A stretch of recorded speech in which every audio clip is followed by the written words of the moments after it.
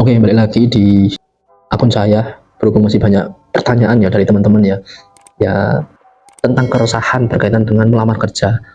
Ada pertanyaan menarik ya. Jadi kemarin ada yang bertanya, Pak, kenapa saya sudah melamar di banyak perusahaan, namun hingga kini saya belum diproses. Nah, ini saya izin menjawab ya teman-teman dari perspektif saya pribadi ya. Mungkin nanti akan ada banyak perbedaan dengan HR yang lain ya. Ini secara pribadi. Jadi gini ya teman-teman, kalau misal kita itu posisinya belum bekerja, ini kan biasanya kita memang melamar di banyak perusahaan ya, jadi sebar lamaran. Cuma yang perlu diingat itu kadang tiap perusahaan itu punya keperluan, punya kebutuhan, punya sesuatu yang dicari oleh kandidat sesuai dengan kebutuhan di lapangan. Jadi itu yang perlu diperhatikan juga. Contoh, Bapak melamar di perusahaan A.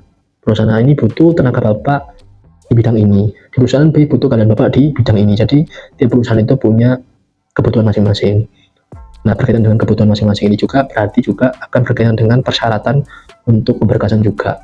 Makanya saya selalu sampaikan ke teman-teman, namanya kita usaha mencari kerja ya kan, selain kita sebar lamaran, kita juga perlu aware lagi atau lebih teliti lagi apa nih yang dibutuhkan oleh perusahaan di kita atau di skill kita.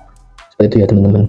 Contoh nih, untuk teman-teman yang melamar di posisi admin, oh berarti kalau di perusahaan A itu level admin harus punya sertifikasi Excel atau punya pengalaman sebagai admin. Oh berarti saya wajib melampirkan dokumen yang berkaitan dengan admin, entah itu sertifikasi atau pengalaman kerja.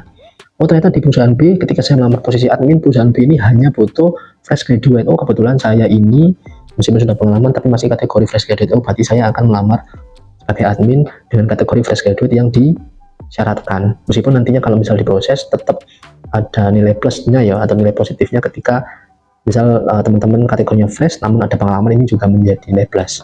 Jadi seperti itu ya teman-teman garis besarnya ketika melamar kerja. Memang baik untuk sebar lamaran kemana-mana tapi juga diperhatikan syarat dan ketentuannya.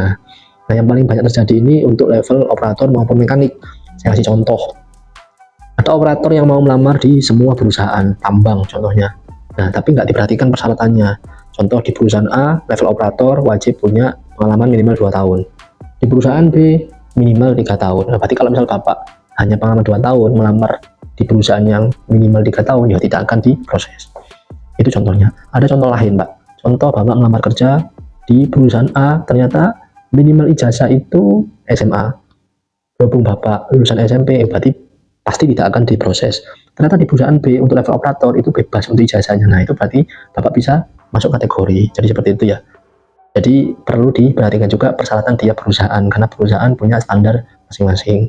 Ada lagi, ada perusahaan yang untuk level operator membutuhkan simper dari perusahaan sebelumnya dan ini sifatnya wajib.